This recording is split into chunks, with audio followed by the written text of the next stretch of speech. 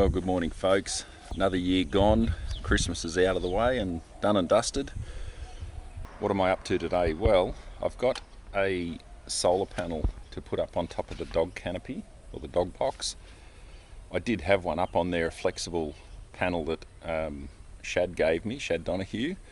I'll put his links below if you haven't seen his channel. Make sure you check it out, some really good camping and four-wheel driving related videos. So he gave me this flexible panels a little while ago, but it just decided to die. It's not putting out any power, and I noticed it in the battery, so I put a little watt meter on there, and yeah, it's definitely not producing any power. I don't know why, it just seems to have maybe come to its life's end. And I've got a twin panel you'll see shortly. It's one of the glass fold out style which we used to use in our camper trailer, so I'm going to make up some brackets and mount it up on the top of the canopy. We don't use our trailer quite as much now as we were before, and because the battery and C-Tech's all in the camp box now, there's not much point keeping it in the garage and not using it and then going and buying another flexible panel. So flexible are great because they're thin and lightweight, but it's a waste of money if I don't utilize the one I've got. So if you haven't seen the videos too, I'll put a link below, but I did an install or build series on the canopy as well and what I've done to it, so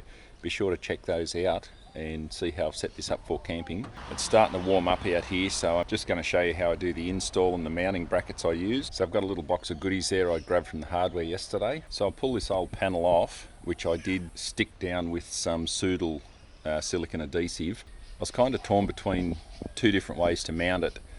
It's obviously easier just to put it on some Sikaflex, but the problem is it's two separate boxes. It's not one box going right across, so I figured there might be a bit of movement between the two, hence why I've gone the feet and brackets. The only issue is I didn't really want to drill more holes in the canopy box, especially in the top of it. Doesn't matter on the dog cage side because that gets water into it anyway, but on this sealed box side I really wanted to avoid screwing bolts through the roof just from a waterproofing side. But I think I'll just put a heap of silicone under the washers, and then hopefully that'll be enough to seal it. It's probably safer doing that than Sikaflexing it on because of the movement between the two boxes. So yeah, it's a sort of hard one. You'll see it on the panel shortly anyway, but it's a fold out panel that's hinged in the middle, so I'm actually going to take the hinges off so it's two separate 100-watt panels, and I'll just mount them sort of side by side so they're independent of one another, and then just join the lead between. But you'll see that anyway further on in the video. Let's get into it before it gets too hot. Cheers guys, thanks for watching. Alright, so I've just plugged the solar panel in. We'll pump some power in it while we're working on here anyway, but yeah, it's up around the 12.4 and then it'll do its thing, so we're going to rip into it. That's the panels I'm using, so basically take the hinge off there and at the bottom, so it becomes two separate 100-watt panels, but I'm going to leave the feet on there and have them pivot at the front, so when we do park up, if I need to angle them up to the sun better, I can use the feet that are already on there. Alright, so let's rip this old one off, hopefully without too much hassle. Oh, that Soodle stuff is strong. Holy dooly.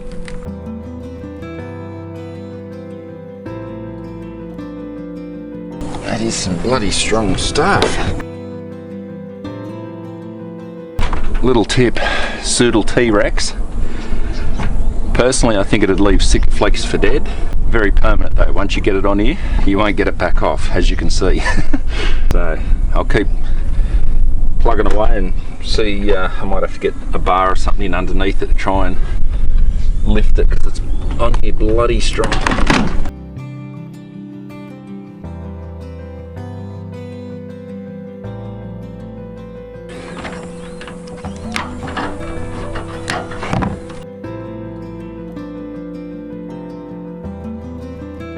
I'll work away as much as I can, then I might have to get that gazebo out.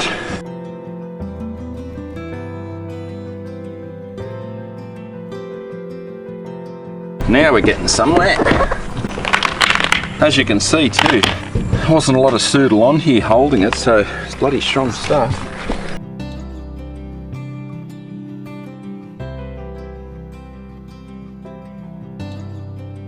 Alrighty, that's it. So I'll give this, I don't have to worry too much about scraping all this off because I'm going to put brackets on here anyway, which I'll get out and show you.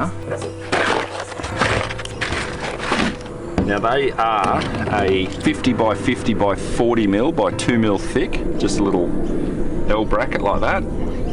And the plan is I'm going to mount those like that down through the box with a nut and washer and spring washer on there, and then the solar panel will sit over it just slightly with a bolt in the side there, bolt and nut. So I'll grab a texture and I'll do some marking out. So I won't bore you with all the footage, but I'll go out the back and grab a paint scraper and I'll get this off and then get the panel up. Alrighty, that's about as good as I'm going to get it.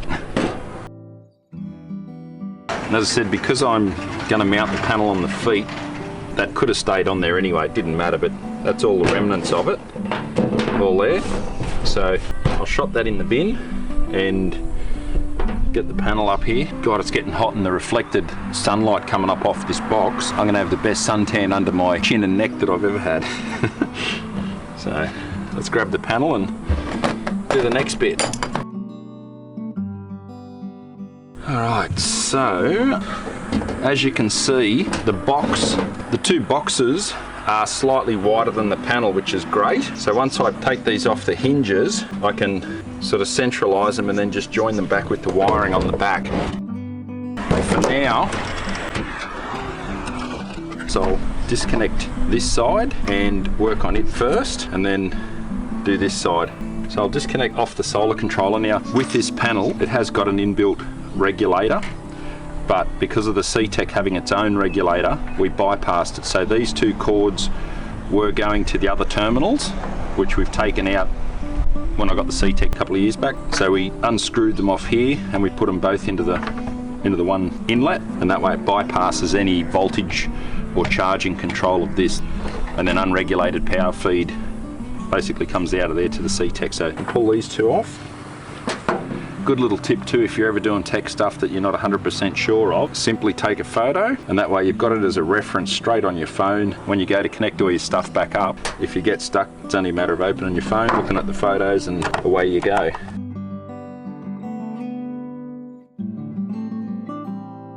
Like so. The lights are lit up, it's saying that it's charging. Alright, I have to try and drill them out now, so I'll flip that over. Actually, we'll go the other way. Like so. A bit of cord there. So I'll grab a drill, I'll drill these rivets out. That'll allow us to part it, and we'll go from there. Now, as you may have seen from other videos, I'm a huge fan of putting all that sharp metally swarf all over the driveway and the lawn. My wife loves it in her feet. So I might get the blower and I'll just blow it off into the lawn, because I do have to mow hopefully late this Arvy if it's cooled off a bit. That's one hinge off. I think the trick to this is you drill just enough that it gets that little domed head part out, then drop down to a smaller drill bit and drill the same diameter right through, and that pushes the back part out and it won't make the hole any bigger. As you can see, I've drilled the hinges out. These two are separate panels now, like so.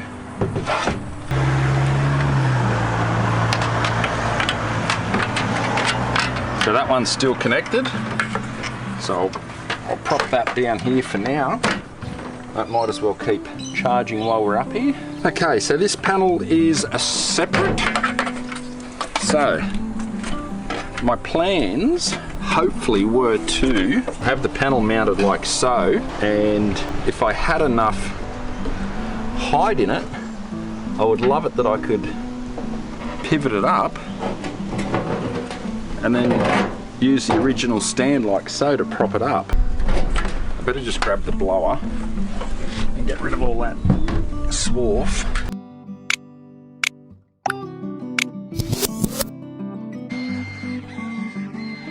As I was saying, if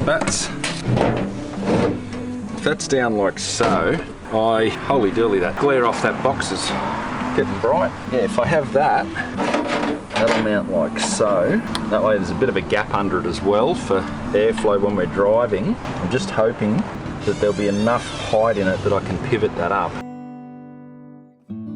I'll take these two front plastic corner covers off because they're only there for obviously when you fold it up and put it in the bag, which I'm not going to be doing anyway, but it'll allow me to get the bolts in the exact position as far to the front as I can, and hopefully there'll be enough room then for it to pivot. So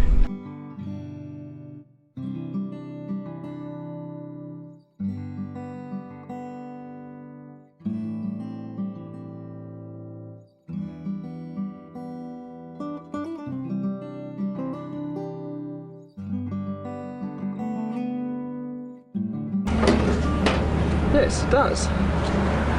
Cool.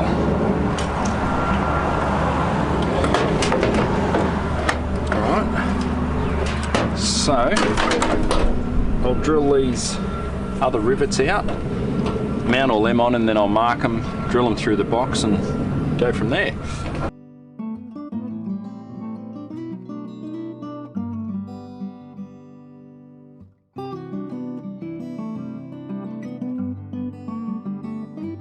Alright, so I didn't film the whole thing, drilling and screwing it all together, but I've essentially put the two brackets underneath the front and not tightened them right up yet, just finger tight, but I've put them down through the roof so I can still put some silicone in underneath them. But as it works, there we go. She's working. What I'll end up doing is putting some little rubber stops under the feet, because obviously aluminium on aluminium just slides. So that's one done. There we go. And it's left a gap underneath of, I haven't tightened them right down yet, but it's left a gap of about 35 mil, 30 to 35 underneath. So as we're driving, we will get a bit of airflow under it as well to help keep them a little bit cooler. So what I'm going to do now is put one bracket at the back here, which will be the rear support, like so, and then I'll just put the wing nut on there. As I said, pull up at camp, undo the one wing nut as opposed to two. That'll be enough to hold it in all the time, because 80% of my driving's on tar anyway, to and from work 5 days a week, sometimes 7. That'll be enough off-roading because we don't do anything real crazy, stupid banging around, and I'll keep an eye on it over time. If it looks like it's starting to chunk out or wear the hole like an egg, I can always put one on each side after all, but figured, yeah, it's just a bit easier to do the one on the back. Get this next bit in. Alright, so there's the first one on. It's not fully tightened down yet, but essentially all we've got to do, undo the wing nut, pull the two washers off, and away we go. There we go. How good's that? Dropping it back down. But it's on, it's working. It'll do me for now. And then the wing nut back on the back, tighten that up, and it ain't going anywhere. That's one. Let's get onto this side. Oh, all right. Update. It's ridiculously hot, and I've had enough for one day. I've got the two panels mounted up, and I feel like I should be wandering the deserts of Saudi Arabia. As I was saying, I've got the two panels up and they're mounted up no problem, and then wiring back the control box on the back. I don't know if I've bumped a positive and negative together or what the go is, but my CTEK charger won't come on with solar only. It'll fire up when I start the car and get power from the alternator, but as soon as you turn the key off, wait a couple of minutes and the voltage drops back down. The solar panels aren't turning the CTEK on now, so quick Google hunt online, that's where the internet's brilliant. Whirlpool forum came up and someone had the same issue. He said check the fuse, it's such a dumb design. Great charger CTEK, but inside the 250 SA there's a blade fuse for the solar input, which is designed to blow if it gets too much power, but it's not just a slip-in blade fuse, it's bloody soldered in there. I remember someone saying if you blow it within warranty you send it away and they fix it, but if it's after warranty you're on your own, sort of thing. Dumb design. If they put it in there to be replaceable, just have it like a normal blade fuse where you pull it out. But anyway, that's Swedish design and made in China. What more do you expect, I guess? But later on when it's cool, I'm not going to do it now, but I'll take the CTEK off my little power box thing in the canopy. I'll take it inside, fire the soldering iron up. You can melt the solder, and then long nose pliers pull the blade fuse out, pop a new one in, and online it said you should really touch a bit of solder on it to keep it there, but it just seems such a dumb design. But anyway, so yeah, I'll do that later this ARV, and hopefully once that's back in, the solar panels will work. It had me buggered because they were working, they were pumping out 14 volts almost earlier, and then after I disconnected the control panel on them so I could separate them, connected them back, they just wouldn't come on with the solar panel. So, but when I tested the CTEK, there was no voltage, and obviously the lights aren't coming on, which would tell me that there was an issue with the solar power getting into the charger. Definitely coming out of the panel, down the lead to the Anderson, but nowhere from the Anderson into the CTEK, or out of the CTEK essentially. So anyway, I'll fix that up later on the SARV. I've got to go back to the hardware and get a couple of longer bolts where it goes down through the dog box, just due to the insulation that's stuck inside. The bolt's only got a very minimal thread, so I don't know if I'll get there this afternoon. It's now 3:30 and it feels like 45 degrees. We'll keep plugging away anyway. Thanks guys, and I'll add more to the end of this clip once I get it sorted. Thanks a lot. Cheers. I'm going to go and have a cold drink. Alright, so I won't give you a full demo yet, but the two panels are mounted up. I've just got to tighten up the front bolt on the other side of this panel and the two on the passenger side panel. But I'll just walk around and show you what I meant about the charger. Yeah, so as you can see, currently there's nobody home, no lights on. Normally the solar panel, the light would be lit up on the top there, and that battery light would be lit up as well, showing powers going from your solar down to the battery. If I start the car, this side light here where the A is, that's alternator in, that'll light up and the battery lights up, so it's definitely getting power from the alternator. But now the car's switched off, there's no power coming from the solar panel, and the voltage has dropped from 13 odd volts previously down to about 12.5. So I've unplugged the fridge. There's nothing in there at the moment other than a 2-litre water bottle and a couple of beers. They'll be fine. But yeah, it's just way too hot out here at the moment, so I'm going to head inside, have a cool drink, and once it cools down a bit. But yeah, you can see this is the one on the passenger side. They are working, they're flipping up. All I've got to do, as I say, is tighten those two front bolts on this one, and then get slightly longer bolts for here so that I've got enough play in it that I can lift this bracket up higher and then fill in underneath with a heap of silicone, and that'll help to waterproof it, because I really don't want water getting in that hole. And that's why I chose to only do one at the back as well. I didn't want to do one either side. It's secure enough as it is, but at least it's only one hole.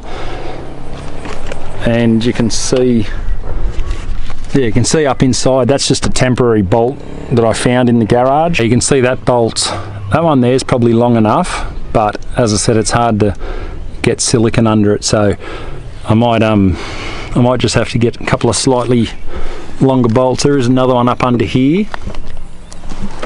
There's one there as well.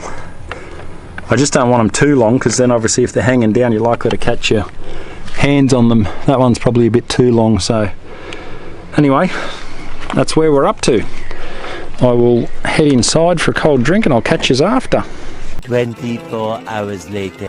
What I'm going to do now is check my charger. I've pulled the fridge out. Alright, so I'm going to pull this charger out if need be, but first of all I'm going to check if there's any fuses in here blown. You can still see there that the solar panel lights aren't lighting up. So I've removed the fridge so I can open this door fully. I have a key on the inside of the box hidden away at a lip for this. So I'll open that up and I'll have a look and see. I just can't remember if I put a fuse on the solar panel inside here. I think I did. I'll open it up and see.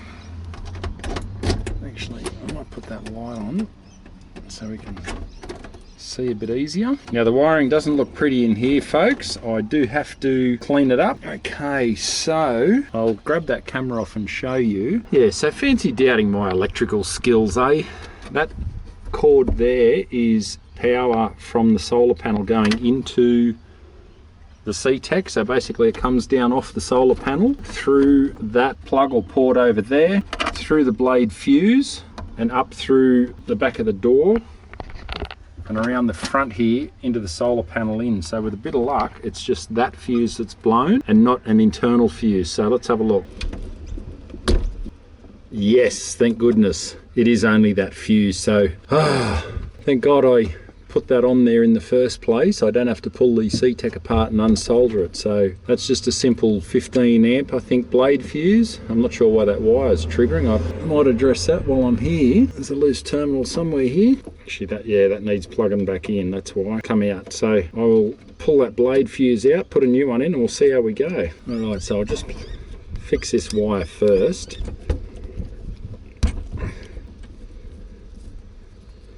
Now this wiring goes through a shunt, which is why when I turn my lights on you can see the voltage on the meter alter a little and the amp meter. There we go. So yeah, you can see there when you adjust the light up and down, because it goes through the shunt, which is built into this voltmeter, you can see the amperage changing, obviously based on how bright and how much power draw. Basically saying 12.6 volts and 0.73 of an amp, so it's not quite 1 amp to run the two tubes. That's bloody awesome that I don't have to pull the CTEC apart.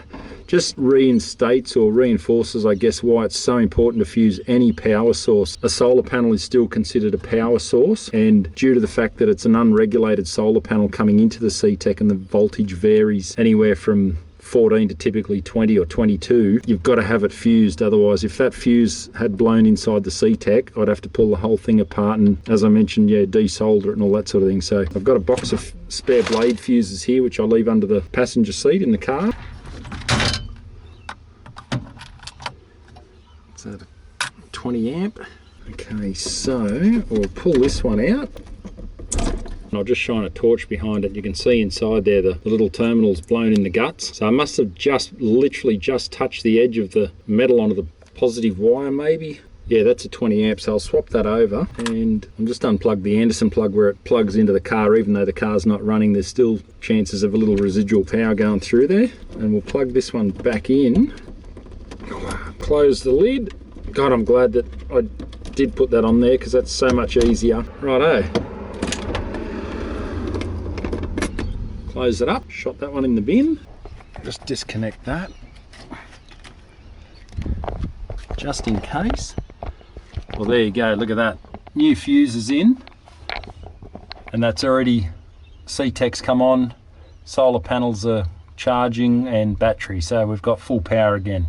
Bloody awesome, that's one less worry. So I'll bung the fridge back in, and then this will be a good test tomorrow at work in full sunlight of how the panels perform. And I've got a little surprise, a little new addition to go into the box as well. Thanks to a very good friend of mine, Rob from Australian Camping and Four-Wheel Driving. I'll show that later, so keep an eye out. But I'm going to get this fridge back in and see how we go. What I ended up doing too, I really ummed and ahed about how to latch these down. But I went to the hardware today and bought a couple of these little centre over latches. And all I need to do now to put the panels up, instead of trying to play around with this bolt, which was a pain in the bum because you had to try and push it through from the back, and if your fingers aren't 18 inches long you couldn't reach it. So for less than 10 bucks I grabbed 2 of these centre over latches today from the hardware, and basically that clips on. This one's sitting a bit lower, so it's just clamping this bracket, which is fine, but all you got to do to lift it up you go. The legs are there. I've put a little bit of foam on the bottom to stop them rubbing while driving, and then back down.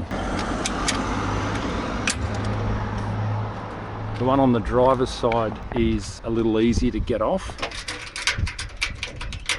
but same principle. This one is sitting slightly higher, so it lifts up super easy. The legs are there that fold out, and she's good to go. So I'll test it out tomorrow at work, sitting out in the sun all day. See how the batteries go now with 200 watts on top. And then yeah, the little foam stop, as you can see there, just keep this up off the box, so it'll stop it rubbing on the box, which I can replace if it wears down over time. But that's just double-sided weather strip from the hardware, and that just sits on there like so, and that'll stop the metal rubbing on the top of my boxes, but also stop it clanging and banging if you're on a bit of a bumpy track, so you won't hear it as much. But yeah, really happy with that. The only thing I am going to have to do on this one on the passenger side, I'll have to loosen my awning bolts and move the awning about 2 inches down towards the front of the car, because when you lift this side panel up, this is hitting on the back of the awning, only very slightly, so not a big deal. The 8 nylocks to loosen the bracket, and I'll move that forward a little bit, and then that'll clear it. But yeah, just lift straight up, the legs fold out onto there, as you'll see, and she's good to go. I'm stoked with that, so happy.